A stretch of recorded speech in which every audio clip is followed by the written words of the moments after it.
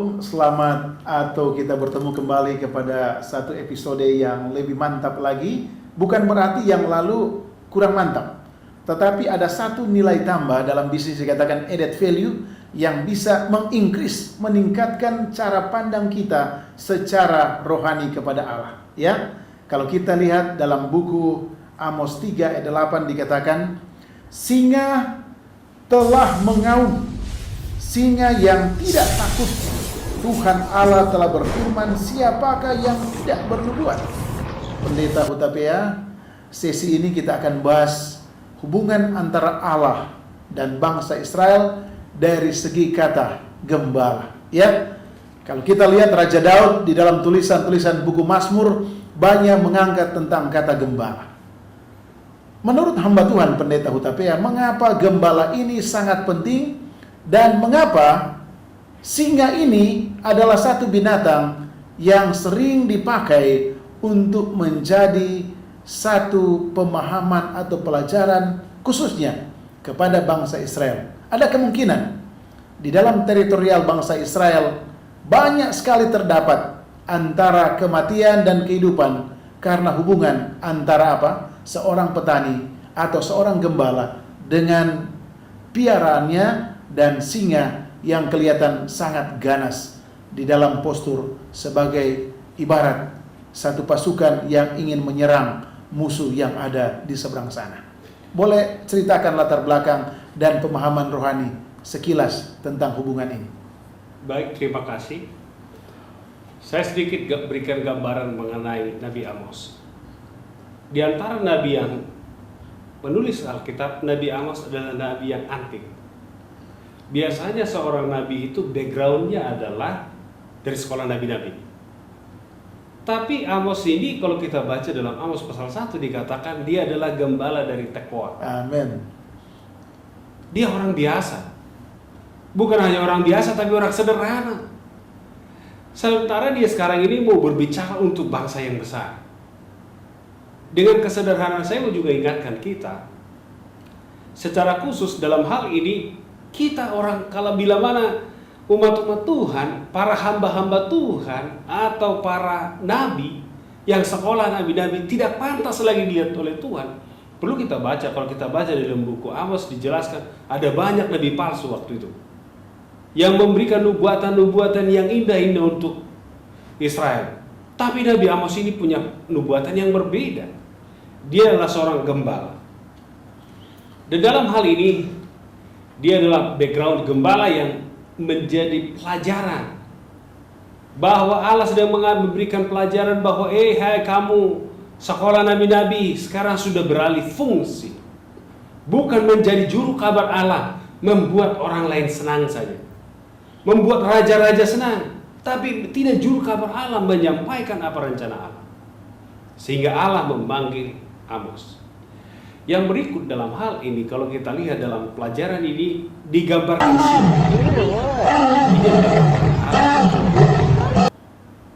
kenapa biasanya Allah digambarkan seperti domba, tapi sekarang Allah itu diberikan sisi yang lain. Dia seperti singa yang mengaum. Dengan kata lain bahwa Allah sedang mengajar bangsa Israel bahwa kepastian penghukuman itu akan terjadi. Jadi mereka selalu berharap Allah itu adalah baik. Tapi jangan salah, dia juga seperti singa yang mengaum. Dan memang kalau saya rasa kalau kita di sini pernah melihat singa. Tapi kalau orang yang di daerah Afrika, daerah Timur Tengah sana, begitu mendengar suara singa itu adalah suara yang paling mengerikan. Dan itu membuat mereka takut, bulu kuduk orang bisa berdiri. Dan ini juga yang sedang terjadi dengan bangsa Israel. Sekarang bahwa Allah itu menjadi singa itu. Kenapa? Karena mereka melihat bangsa Israel sudah jauh dari Tuhan. Yang menarik kalau kita baca dalam Amos pasal 1 dan Amos pasal 2 dijelaskan ada metode khusus. Jadi Amos ini kan punya background bukan sekolah nabi-nabi. Sekarang dia punya pekabaran kepada bangsa Israel. Bagaimana cara supaya bisa didengar? Bagaimana orang mendengarkan saya? Saya ini bukan nabi. Saya juga mungkin komplain, Tuhan, Sama seperti Pak Andri Kaunang. Kalau Amen. sekarang dia bilang, Pak Andri Kaunang, saya utus Anda jadi gembala gereja di Keramat Pulau. Nah, terus Pak Andri Kaunang datang ke Keramat Pulau. Konfren sudah utus saya ke sini menjadi gembala jemaat di sini. Anda siapa? Sekolah dari mana? Dari Anda, memang dari kerabat Anda, tapi Anda bukan teolog. Kapan Anda diurapi? Inilah yang terjadi dengan bangsa Israel. Sekarang yang biasa menjadi nabi itu adalah sekolah nabi-nabi. Sekarang datang yang bukan nabi. Dia adalah seorang apa? Gembala. Tentunya untuk memberikan pelajaran itu supaya menarik diuji kenabiannya sekarang. Bahkan kalau kita baca dalam buku Amos dikatakan ada formulasi yang dikatakan ada 3 bahkan 4. Dan dia mulai berbicara bangsa lain. Dan yang menarik di sini Allah ini pada pelajaran buku Amos menjelaskan bahwa Allah itu bukan hanya Allah Israel, tapi Allah seluruh bangsa. Semua bangsa. Kalau kita baca dalam buku Amos pasal 1 itu dikatakan dia bicara pertama kepada Tirus. Berbicara juga ke Palestina. Berbicara juga kepada Amon dan negara-negara sekitar. Dan dia boleh berbicara karena 3 bahkan 4. 3 bahkan 4. Pada waktu bangsa Israel mendengar Amon akan dibinasakan, puji Tuhan. Karena itu musuhnya. Kan gitu kan. Kalau musuh kita dibinasakan Tuhan, kita kan senang kan? Jadi kan pada waktu Palestina, oh puji Tuhan, Palestina bikin susah saja. Pada waktu Tirus dibinasakan, oh mereka senang. Pada waktu dikatakan karena 3 bahkan 4 kejahatan Yehuda, mereka bertanya, Yehuda itu masih lebih baik dari kita. Ada apa? Mereka mulai koleksi diri.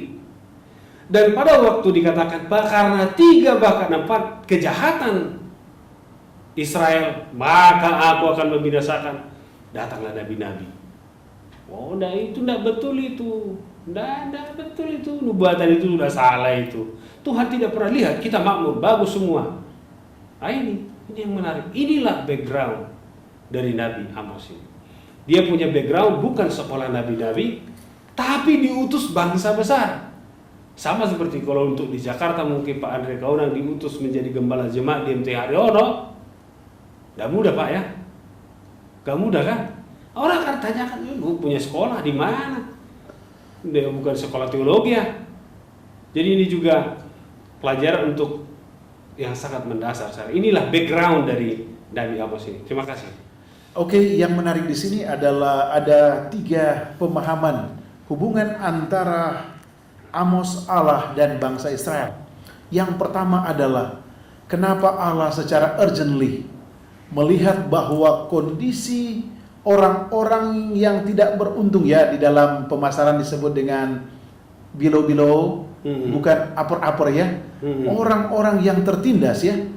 Ada poin khusus apa? Bisa saja kita katakan bahwa ada 2 pemahaman yang bisa kita hubungkan dengan cara pandang orang yang tertindas. Pertama, yang tertindas secara moral dan ekonomi, dan yang tertindas dari segi ekonomi rohani. Yang menarik buat hamba Tuhan Pendeta Hutapea, mana dulu yang akan kita amputasi? Yang tertindas secara ekonomi atau yang tertindas secara apa? Moral rohani. Gak ada yang diamputasi. Boleh jelaskan sedikit? Oke, Oke, please explain kepada para pemirsa. Baik, pemirsa sekalian, ini sangat menarik ini. Pak Andri Kaunang ini memang cocok jadi pendeta. Shalom. Jadi pertanyaannya ya sangat mendalam dalam hal ini. Mana sih yang duluan kita lihat? Saya jelaskan sedikit dulu untuk hal ini, untuk mengerti situasi. Dalam pelajaran sekolah sahabat kita ini dijelaskan bahwa orang-orang kaya, rohaniawan itu bersekutu. Amin. Persekutuan mereka ini karena mereka pemegang kekuasaan, mereka menginjak-injak yang lemah. Allah tidak menginginkan hal itu terjadi. Karena Allah menginginkan berkat itu kepada kita bukan untuk disombongkan, tapi untuk menolong orang lain. Tapi dalam hal ini saya lihat dalam hal ini juga kalau kita baca dalam buku Amos ini jelas, saya kadang-kadang melihat sangat ngeri. Mereka dikatakan bangsa Israel menukar seorang itu dengan satu tali kasut itu atau sepatu itu, menukar orang dengan sepatu. Jadi betul-betul mereka menganiaya orang lemah. Ya sekarang masalahnya yang lemah ini dia punya singa, yaitu Allah. Karena Allah yang punya segala sesuatu. Jadi kerohanian ini memberikan pelajaran yang sangat menarik ini, bahwa hei kamu orang kaya, jangan lupa itu orang miskin adalah anak-anakku. Karena mereka aniaya. Jadi bagaimana dalam hal kerohanian? Jadi kalau dalam segi kerohanian, mana ini yang kaya rohani? Yang saya rasa Pak, kalau kaya rohani ini bukan kaya rohani artinya tahu banyak firman Tuhan, bukan itu. Kaya rohani adalah tahu banyak firman Tuhan, melakukan firman Tuhan.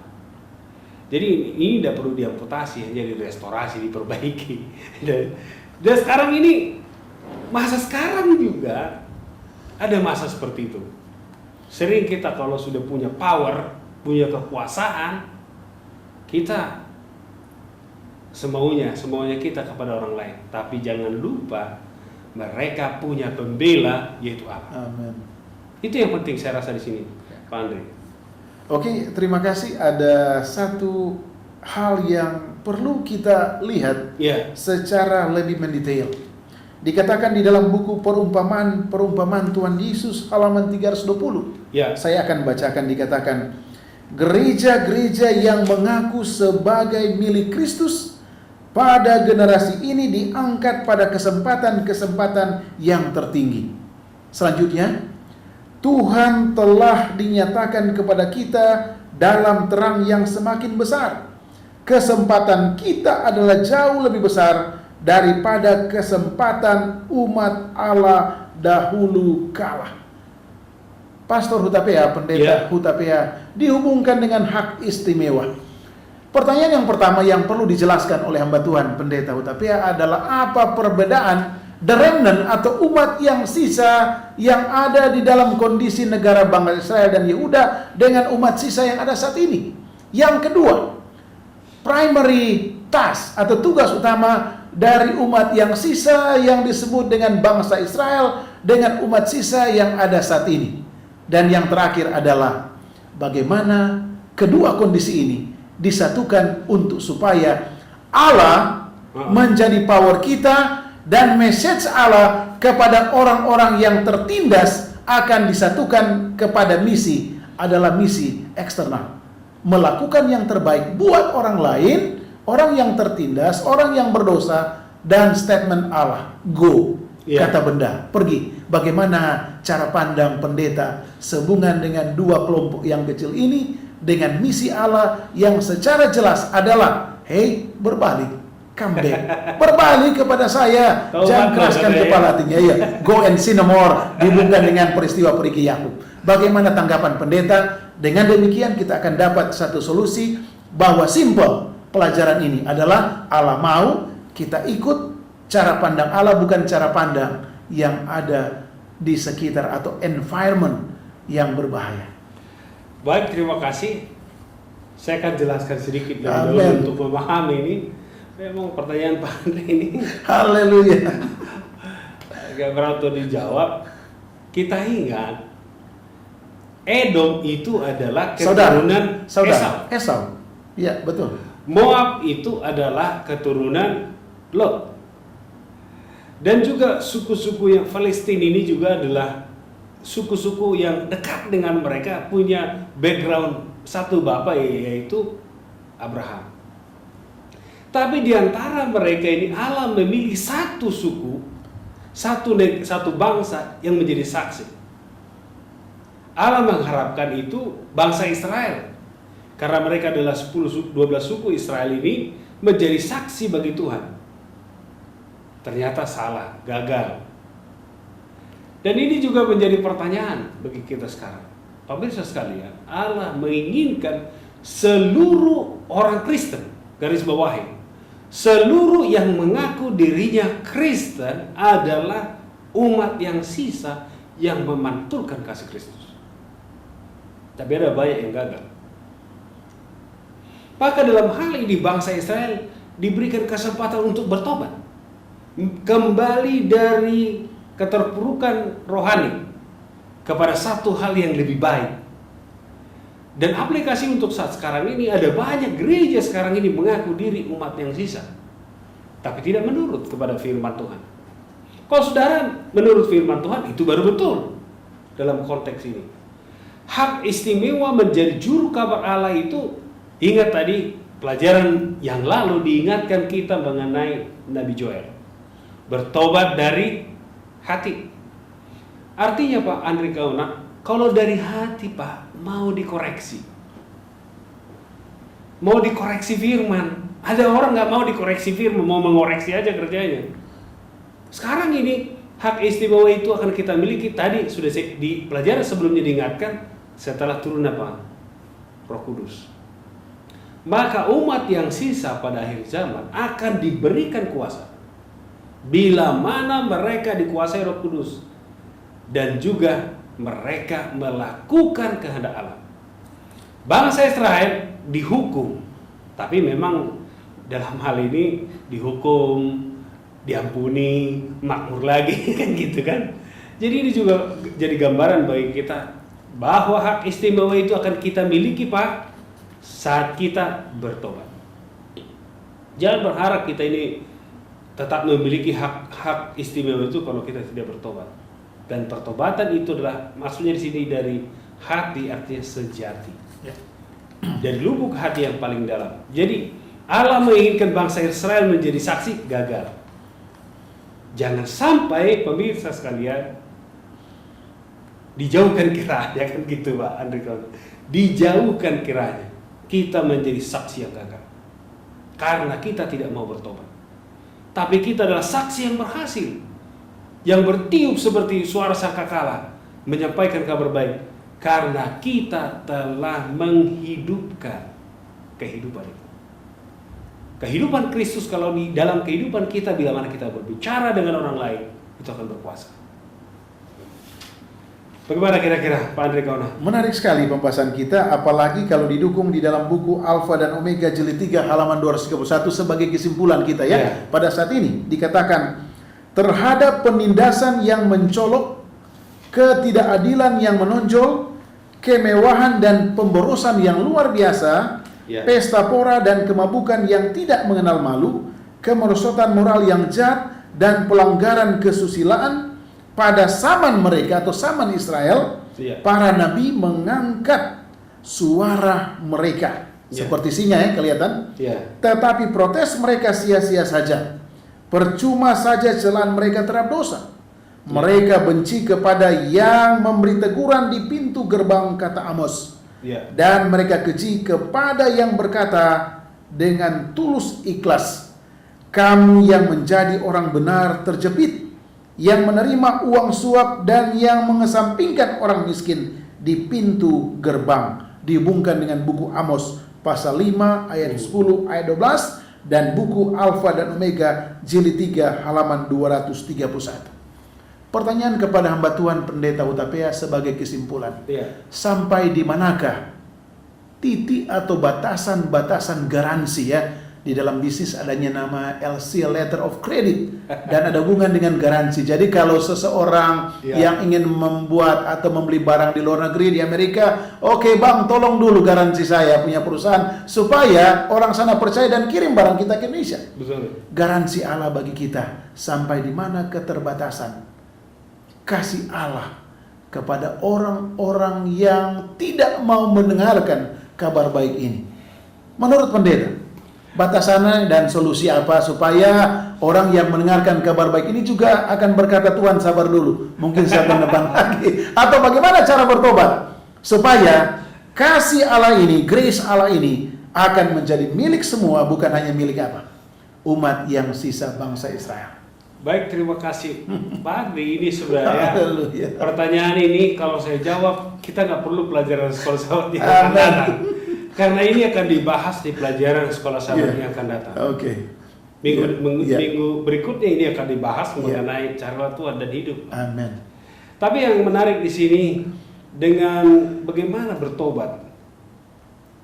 Saya rasa ini pertanyaan yang cukup seperti aneh gitu. Tapi jawabnya sederhana. Ya. Bertobat itu bagaimana caranya adalah person per person. Amin. Saya tidak bisa ajar Pak Andri Kaunang bagaimana cara saudara bertobat dengan cara saya. Karena dosa saya beda dengan dosa saudara. Amin. Jadi pertobatan itu adalah pribadi lepas pribadi. Setelah pribadi lepas pribadi, mereka akan bertobat secara bangsa. Dan juga ada orang yang tidak mau bertobat. Pada waktu kita ketahui, pada waktu bangsa Israel mau mengepung Ai, mereka kalah. Karena ada yang tidak menurut. Jangan salah, di gereja juga hal yang sama bisa terjadi. Bila mana ada di antara mereka yang tidak mau menurut lagi firman Tuhan, bisa jadi gereja itu gagal melakukan misi karena ada orang tersebut. Karena ada akan di sana. Sama seperti bangsa Israel, sebenarnya Ai itu kecil. Jericho aja bisa ditaklukkan sebegitu besar, apalagi Ai yang begitu kecil. Tapi mereka mengalami kekalahan. Bila mana di gereja juga ada akan modern. Apa yang dilakukan akan adalah memperkaya diri. Dia lihat baju itu, oh ini cocok, bagus untuk saya ini. Dia lihat emas itu, kita sembunyikanlah sedikit. Lihat baju raja itu, sembunyikan. Bila mana gereja juga pada akhir zaman ini, ada di antara mereka berfokus kepada diri, itu bisa mengurangi powerful kuasa dari gereja itu untuk menjadi saksi bagi Kristus. Dan ini saya rasa yang perlu kita renungkan dalam hal ini. Berikutnya juga diingatkan, bila mana ada orang susah di antara kita di gereja itu, jangan injak, justru tolong. Karena demikianlah Tuhan memberikan berkat kepada kita lebih untuk bisa menolong orang lain. Jadilah saluran berkat, saya rasa. Ada banyak orang tidak mau saluran berkat. Dia akan seperti laut mati, tidak ada kehidupan. Laut mati begitu banyak air yang masuk ke sana, tapi tidak mau share. Namanya pun laut mati. Sampai hari ini namanya Dead Sea. Mau di bahasa Inggris, mau di bahasa apa, tetap Dead Sea, laut mati. Tidak ada kehidupan. Dan juga dalam hal ini saya rasa untuk kita yang sangat mendasar ini menjadi pelajaran. Ingat, di akhir zaman, di antara gereja itu ada orang ekonominya bagaimana, kurang beruntung ya, bahasa halus ya. Ada orang susah itu artinya, kan gitu kan, ada orang yang kurang beruntung. Tapi jangan kita gunakan kekayaan, jangan kita gunakan posisi kita untuk menginjak mereka.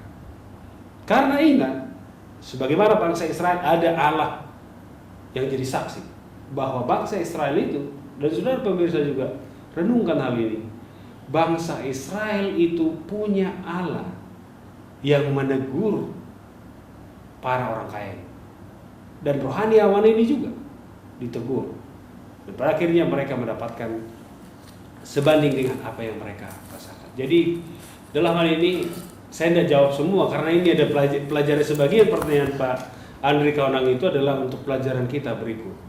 Masih ada satu pelajaran lagi mengenai carilah Tuhan dan hiduplah dari buku Amos. Ini pelajaran kita yang berikut untuk pelajaran 5 nanti. Terima kasih. Terima kasih Pendeta Utapia. Ya. Saudara dan saudari, para pemirsa yang ada dimanapun saudara berada, ada satu kutipan dari Presiden Amerika Serikat yang pertama adalah George Washington. Dia katakan, jangan tanyakan apa yang negara berikan bagi Anda, tetapi tanyakan apa yang Anda berikan bagi negara. Artinya bahwa ada kabar baik. Alkitab yang suci ini dapat memberikan satu intermediasi antara Allah dan saudara. Pertanyaannya adalah, maukah saudara memperoleh kabar baik, good news dari Alkitab yang saudara dan saya pegang ini? Kiranya Tuhan berkati kita, dan kita akan tutup dengan doa. Baik, terima kasih. Kita berdoa. Allah yang perkasa yang kami kenal melalui Yesus Kristus, terima kasih Tuhan atas pelajaran yang indah ini, di mana Engkau memanggil orang yang sederhana, memanggil seorang Amos, hanya gembala Tuhan, untuk menjadi juru kabar bagimu. Demikian juga Tuhan, kiranya di akhir zaman ini Engkau akan panggil kami orang-orang yang sederhana ini untuk menyampaikan kabar baik di sekitar kami. Hamba berdoa secara khusus kepada Pak Andri Kaunang dan seluruh kru. Kiranya Tuhan tuntun kami supaya apa yang kami sampaikan ini menjadi berkat bagi seluruh pemirsa. Demikian juga Tuhan, kami berdoa kepada seluruh pemirsa yang mendengarkan dan juga menonton acara ini. Tuhan memberkati mereka. Tuhan kiranya melindungi mereka, mencurahkan berkat-Mu yang berkelimpahan, sehingga pada masa yang akan datang mereka akan rasakan dan semakin dekat dengan Tuhan. Terima kasih Tuhan, Kau mendengar dan jawab doa kami. Dalam nama Yesus kami ucap syukur dan berdoa. Amin. Amin.